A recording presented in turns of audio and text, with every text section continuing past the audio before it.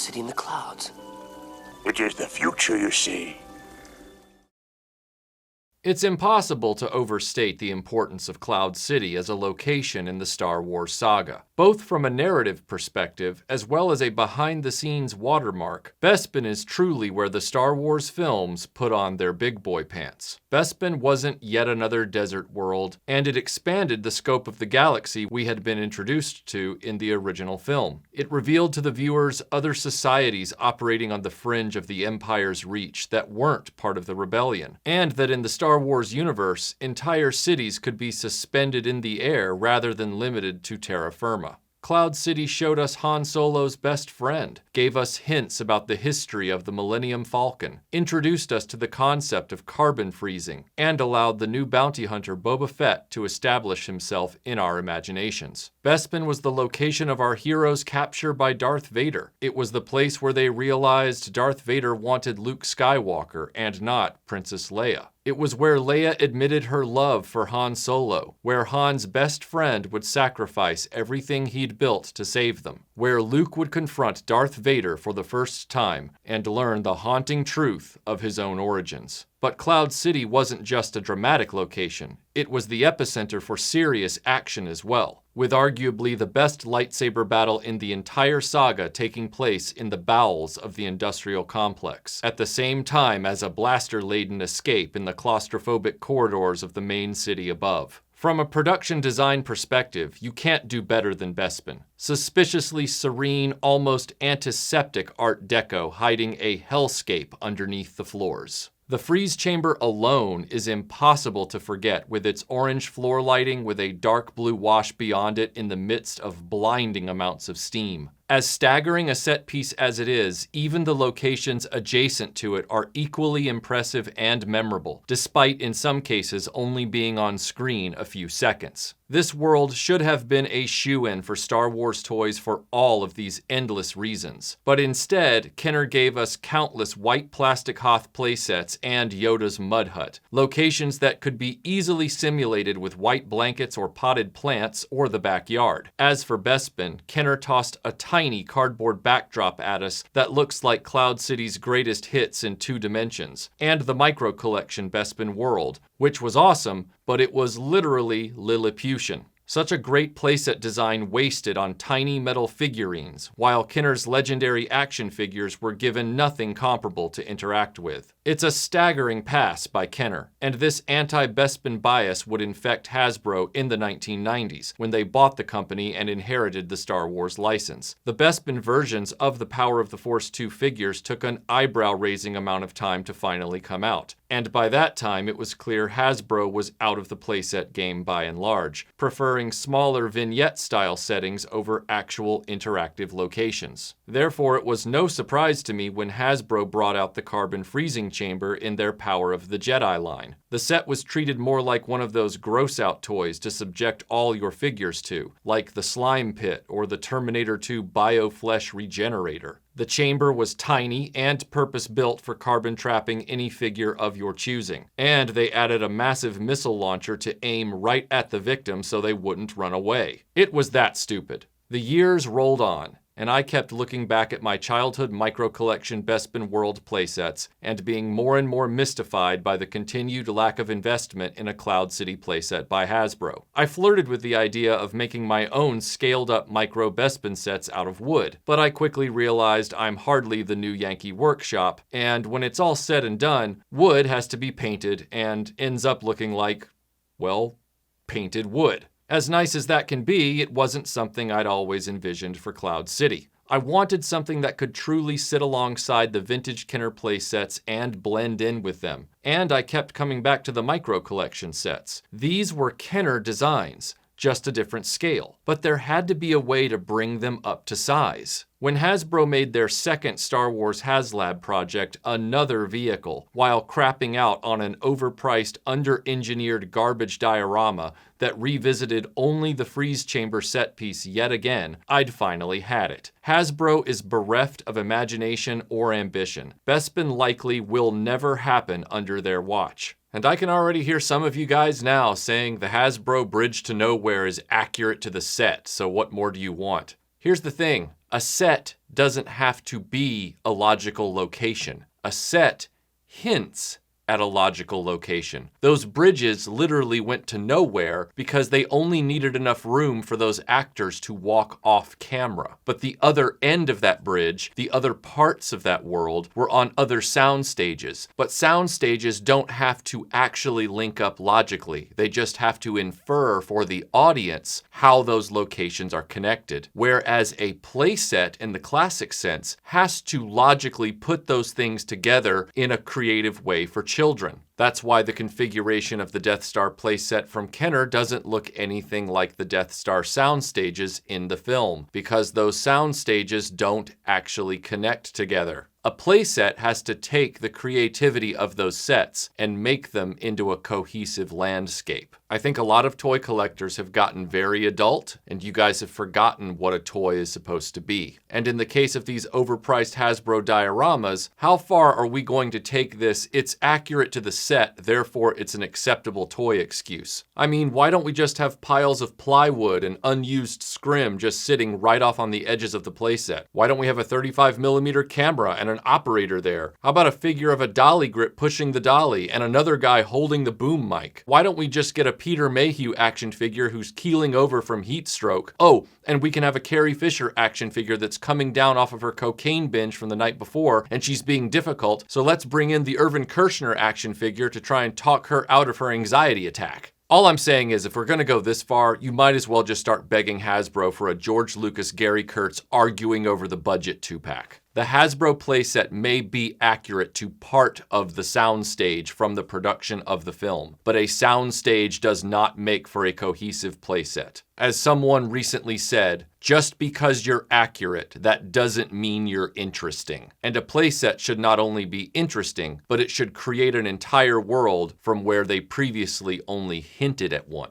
I started looking around for Bespin sets from people in the 3D printing community. I assumed with all of the custom figures and vehicles being made, and the reproduction parts out there, it would be possible to find a Bespin playset. But there was nothing to be had. I inquired with some of the makers I knew who were already making excellent retro toys to take on the task of upscaling the Bespin Micro playset, and they all passed on it. Everyone was scared away by this thing. Fans weren't making it, makers weren't making it. Either I'm the only guy that loves Cloud City, or there's something sinister about this playset that makes it impossible to tackle. But I kept looking for someone with the CAD skills and the 3D printing prowess to take on the project, and I found that courage in a maker named Joe Dickerson. Joe was familiar with the Micro Collection playset, plus he was already making 3D printed custom pieces for Star Trek, Space 1999, Buck Rogers, and other toy lines. Using the Micro Collection freeze chamber as the starting point, he set to work reimagining the toy to make it work with the classic Kenner figure range. Before we get into the details, what you're seeing in this video is the literal prototype of this playset, and I am the test subject and bleeding edge buyer. For the past few weeks, I've been building and rebuilding the set, making adjustments, corresponding with Joe about my findings, and he's been working those changes into the final design. I know there are a lot of 3D printing snobs out there with their own ideas about what materials should be used or what machines should be used, and they'll be quick in the comments to say how they could do this playset better. But here's the thing, with something like this,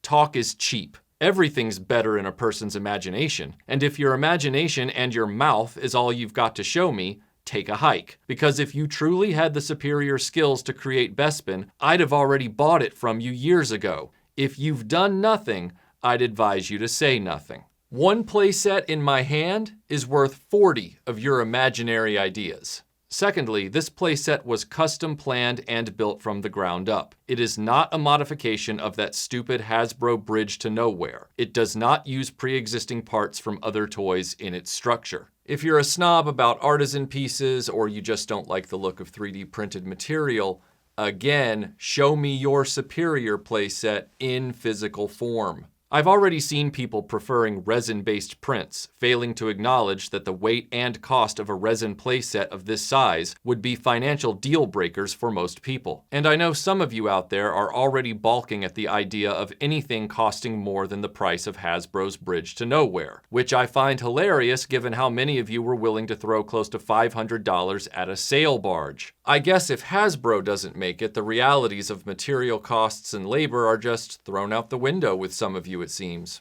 Personally, I don't care if at the end of this video you decide my effort wasn't worth it and you turn your nose up at everything to do with this. Because when it's all said and done, I'll have succeeded at my lifelong dream of finally having a Cloud City playset I'm personally proud of, in the way I always wanted, that also happens to be worth a damn, and you can keep staring at your $100 worth of Bridges to Nowhere. I know that was a lot of preamble, but just hang on, we're almost there. As I said, Joe took on the challenge with my commission and started with the Bespin freeze chamber. As you can see, the final scale is many times larger than the original toy. And as part of the design, Joe eliminated the base plate from the playset. This was done for multiple reasons. The base plate was prohibitive to 3D print, and it only served to limit what the playset could do at a larger scale. Joe came at this trying to get into Kenner's frame of mind. He studied the other larger action figure playsets, and he noticed that sets like the Death Star and the Ewok Village did not concern themselves with a ground-level floor plate. By eliminating the plate, you can truly customize the configuration of the freeze chamber beyond what was possible with the Micro Collection. The platforms can now be placed anywhere around the central chamber, and positioned in any direction you want, with the staircases able to be moved into any location you choose. Additionally, the freeze chamber roof itself can be oriented on almost any point around the central platform,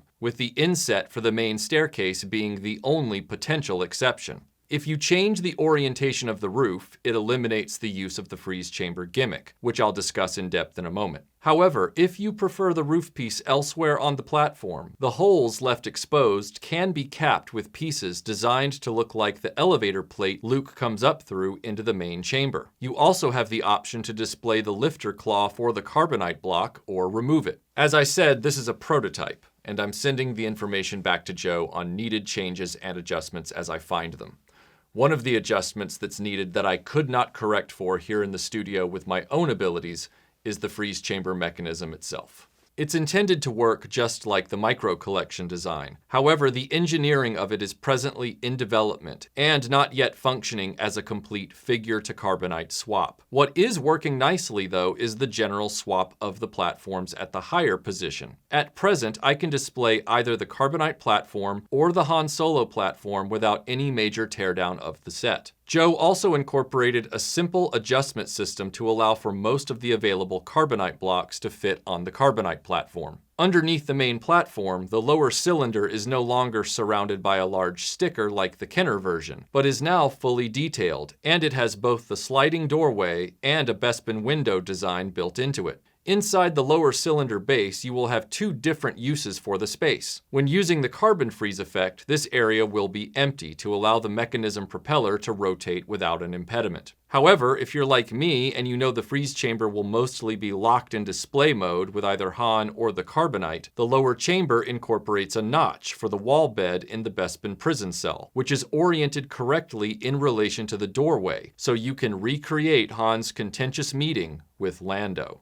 Finally, you have the adjustable ramp, inspired by the one from the Micro Collection playset. The design makes the attachment clip for the ramp removable and able to attach at any point on either platform. As a fun bonus, this ramp telescopes to different lengths. What I'm about to say next probably won't sit well with some of you.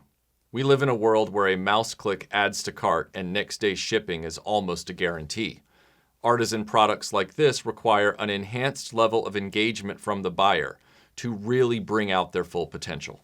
Every playset ever made has come with the words "some assembly required" on the box. But in our modern toy collecting world, that phrase is one that many seem to have forgotten. And with maker products, in order to realize their full potential, you have to approach them with the mindset that half of the assembly experience will be like building a model kit. But the difference is the end result will not be fragile like a model kit. Joe made sure the staircases were hollow on the back sides, so orange gels could be added and puck lights positioned behind them. However, it's up to the collector to take the time to trim out the flashing, get the gels and lights, and install them. Strategically placing adhesive strips gives the roof piece strong placement without being permanent. Or you might use Velcro if you think you'll be moving it often. The sky is the limit on what you can achieve with your vision for a playset like this. Yes, it works just fine on its own, and it will be even better once this prototype is evolved into a 2.0 design from Joe and I sharing our observations. But it's what you as the collector can add to a playset like this that literally makes it shine. After waiting almost 40 years for this playset, I wanted it to be a centerpiece that I could be proud of, as well as the best attempt at the Kenner Bespin World playset ever made. The lighting setup with the gels and battery-powered LEDs took time, but it didn't feel like a chore because I was taking control of my destiny with this effort. What Kenner misfired on and Hasbro spit on us with has now become the greatest playset in my Star Wars collection, just like I knew it always could be. I'm proud that from everything I can tell, my obsession with this playset and my refusal to not give up by finally finding Joe makes this the first credible option of a Cloud City playset that will be available to fans. Before you conspiracy theory wackos cry foul, no, I'm not earning any money from this project. I commissioned it like any other customer. If the design is popular, it will be Joe as the maker that sells these from his online shop. I'm not a partner with any kind of financial percentage. My reward isn't monetary. My reward is the pure satisfaction of knowing that 40 years of toy industry refusal to bring this to life didn't beat me, and I didn't settle for their scraps. And the journey isn't over yet by a long shot. Don't think for a minute that I'd go to all this effort and not have the control room and gantry as part of this ultimate Bespin playset as well. Believe me when I tell you, the freeze chamber is just the beginning. There are a lot of lights at the end of this tunnel.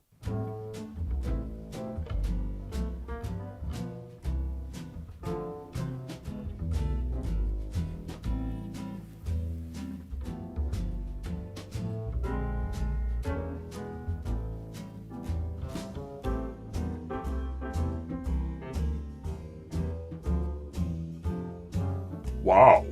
Yeah, it's crazy to finally see this whole thing outside of my imagination. Are those the figures from your childhood? Yeah, I just thought I'd let them be the first to have a tour. I know it sounds silly. No, this is actually really cool. Are you going to play for a while? I don't know, I haven't really played in almost 30 years. Why? Because if you are, I'd like to be Vader. Wow. Okay, sure. Yeah, that'd be fun.